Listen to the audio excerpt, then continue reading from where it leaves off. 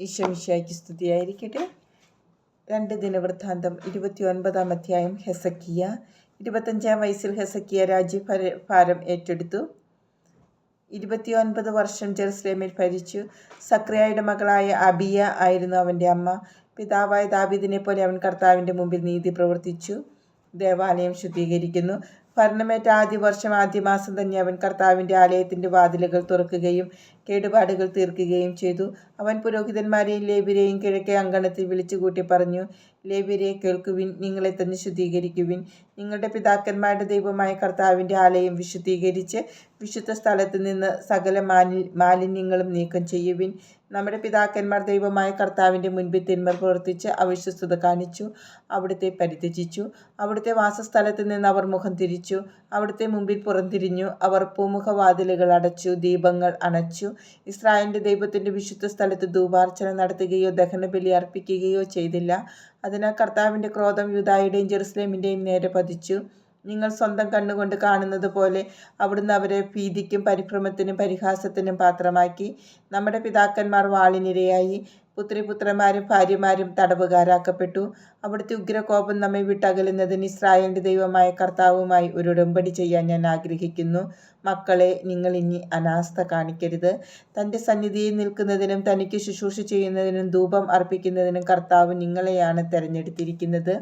കൊഹാത്യരിൽ അമാസിയായുടെ മകൻ മഹത്ത്, അസറിയായുടെ മകൻ ജോയേൽ, മെറാരി കുടുംബത്തിൽ നിന്ന് അബ്ദിയുടെ മകൻ കിഷ്, എഹലയിലെ മകൻ അസറിയ, ഗർശോനിൽ നിന്ന് സിമ്മായിയുടെ മകൻ യോവാഹിൻ്റെ മകൻ ഏദേൻ, എലീസാഫാൻ്റെ കുടുംബത്തിൽ നിന്ന് സിമ്രി, യവുവേൽ, ആസാഫ് കുടുംബത്തിൽ നിന്ന് സഖറിയ, മത്താനിയ, ഹേമാൻ കുടുംബത്തിൽ നിന്ന് യഹുവേൽ, ഷിമേയി, യദൂദൂൻ കുടുംബത്തിൽ നിന്ന് ഷെമായ, ഉസിയേൽ എന്നീ ലേവ്യർ മുമ്പോട്ട് വന്നു.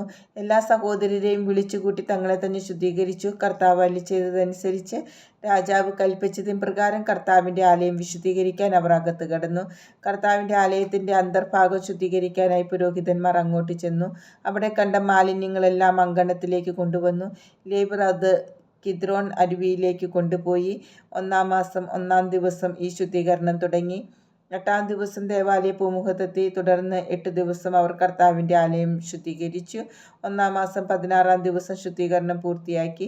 അവർ ഹെസക്കിയ രാജാവിനെ അറിയിച്ചു, ദഹനബലിപീഠം, കാഴ്ചയപ്പത്തിൻ്റെ മേശ, അവയുടെ ഉപകരണങ്ങൾ എന്നിവ ഉൾപ്പെടെ കർത്താവിൻ്റെ ആലയം മുഴുവൻ ഞങ്ങൾ ശുദ്ധീകരിച്ചു. ആഹാസ് രാജാവ് ദൈവത്തോട് വിശ്വസ്തത വെടിഞ്ഞ് ഭരിച്ച കാലത്ത് അവഗണിക്കപ്പെട്ട് കിടന്ന ഉപകരണങ്ങൾ ഞങ്ങൾ ശുദ്ധീകരിച്ച് സജ്ജമാക്കി കർത്താവിൻ്റെ ബലിപീഠത്തിന് മുമ്പിൽ വച്ചിരിക്കുന്നു. ഹെസക്കിയ രാജാവ് അതിരാവിലെ ഉണർന്ന് നഗരത്തിലെ സേവകന്മാരെ വിളിച്ചുകൂട്ടി കർത്താവിൻ്റെ ആലയത്തിലേക്ക് ചെന്നു. രാജ്യത്തിനും വിശുദ്ധ സ്ഥലത്തിനും യൂദായ്ക്കും വേണ്ടി പാപപരിഹാര ബലി അർപ്പിക്കാൻ 7 കാള, 7 മുട്ടാട്, 7 ചെമ്മരിയാട്, 7 ആൺകോലാട് എന്നിവയെ കൊണ്ടുവന്നു. അവയെ കർത്താവിൻ്റെ ബലിപീഠത്തിൽ അർപ്പിക്കാൻ രാജാവ് അഹ്റോൻ്റെ പുത്രന്മാരായ പുരോഹിതന്മാരോട് കൽപ്പിച്ചു. അവർ കാളകളെ കൊന്നു. പുരോഹിതന്മാർ രക്തമെടുത്തു ബലിപീഠത്തിന്മേൽ തളിച്ചു. അവർ മുട്ടാടുകളെ കൊന്നു രക്തം ബലിപീഠത്തിന്മേൽ തളിച്ചു. പിന്നീട് ചെമ്മരിയാടുകളെ കൊന്നു രക്തം ബലിപീഠത്തിന്മേൽ തളിച്ചു. പാപപരിഹാര ബലിക്കുള്ള ആൺകോലാടുകളെ രാജാവിൻ്റെയും സമൂഹത്തിൻ്റെയും മുമ്പിൽ കൊണ്ടുവന്നു. അവർ അവയുടെ മേൽ കൈകൾ വെച്ച് പുരോഹിതന്മാർ അവയെ കൊന്ന് അവയുടെ രക്തം കൊണ്ട് ഇസ്രായേൽ ജനത്തിനു വേണ്ടി പാപപരിഹാര അനുഷ്ഠിച്ചു. കാരണം ദഹനബലിയും പാപപരിഹാര ബലിയും ഇസ്രായേൽ മുഴുവനും വേണ്ടി അർപ്പിക്കണമെന്ന് രാജാവ് കൽപ്പിച്ചിരിക്കുന്നു. ദാവീദിൻ്റെയും രാജാവിൻ്റെ ദീർഘദർശിയായ ഗാദിൻ്റെയും പ്രവാചകനായ നാഥാൻ്റെയും കൽപ്പനയനുസരിച്ച് കൈത്താളം, വീണ, കിന്നരം എന്നിവയോടുകൂടി ലേവ്യരെ കർത്താവിൻ്റെ ആലയത്തിൽ അവൻ നിയോഗിച്ചു. കൽപ്പന പ്രവാചകന്മാരിലൂടെ കർത്താവ് നൽകിയിരുന്നതാണ്. ദാവീദിൻ്റെ വാദ്യോപകരണങ്ങളുമായി ലേവ്യരും കാഹളങ്ങളുമായി പുരോഹിതന്മാരും നിലയുറപ്പിച്ചു. അപ്പോൾ ബലിപീഠത്തിൽ ദഹനബലി അർപ്പിക്കാൻ ഹെസക്കിയ കൽപ്പിച്ചു. ബലി ആരംഭിച്ചപ്പോൾ ഇസ്രായേൽ രാജാവായ ദാവീദിൻ്റെ വാദ്യോപകരണങ്ങളുടെ അകമ്പടിയോടെ കർത്താവിന് ഗാനാലാപനവും കാഹളവിളിയും തുടങ്ങി. സമൂഹം മുഴുവൻ ആരാധിച്ചു. ഗായകർ പാടി, കാഹളമൂത്തുകാർ കാഹളമൂതി. ദഹനബലി കഴിയുന്നതുവരെ അത് തുടർന്നു. ബലി തീർന്നപ്പോൾ രാജാവും കൂടെയുണ്ടായിരുന്നവരും കുമ്പിട്ട് വണങ്ങി. ദാവീദിൻ്റെയും ദീർഘദർശിയായ ആസാഫിൻ്റെയും വാക്കുകളിൽ കർത്താവിന് സ്തോത്രം ആലപിക്കുവാൻ ഹെസക്കിയ രാജാവും പ്രഭുക്കന്മാരും ലേവ്യരോട് കൽപ്പിച്ചു. അവർ സന്തോഷം സ്തോത്രം ആലപിച്ചു, സാഷ്ടാംഗം പ്രണമിച്ചു. ഹെസക്കിയ പറഞ്ഞു, നിങ്ങൾ കർത്താവിൻ്റെ മുമ്പാകെ നിങ്ങളെ തന്നെ വിശുദ്ധീകരിച്ചിരിക്കുന്നുവല്ലോ. കർത്താവിൻ്റെ ആലയത്തിൽ ബലിവസ്തുക്കളും സ്വസ്ത്ര കാഴ്ചകളും കൊണ്ടുവരുവിൻ.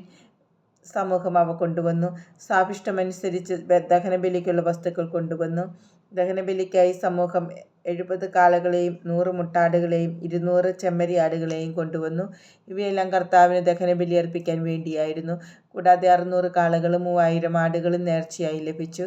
ദഹനബലിക്കുള്ള മൃഗങ്ങളെയെല്ലാം തോലുരിഞ്ഞ് സജ്ജമാക്കാൻ പുരോഹിതന്മാർ തീരെ കുറവായിരുന്നതിനാൽ മറ്റ് പുരോഹിതന്മാർ ശുദ്ധീകരണ കർമ്മം നടത്തി തയ്യാറാകുന്നതുവരെ സഹോദരന്മാരായ ലേവ്യർ അവരെ സഹായിച്ചു.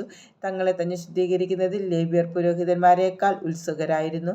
നിരവധി ദഹനബലികൾക്ക് പുറമെ സമാധാന ബലിക്കുള്ള മേധസ്സും പാനീയ ബലികളും അർപ്പിക്കപ്പെട്ടു. അങ്ങനെ കർത്താവിൻ്റെ ആലയത്തിലെ ആരാധന പുനഃസ്ഥാപിക്കപ്പെട്ടു. ഈ കാര്യങ്ങളെല്ലാം വേഗം ചെയ്തു തീർക്കാൻ ദൈവം തൻ്റെ ജനത്തെ സഹായിച്ചതോർത്ത് ഹെസക്കിയായും സമൂഹവും സന്തോഷിച്ചു.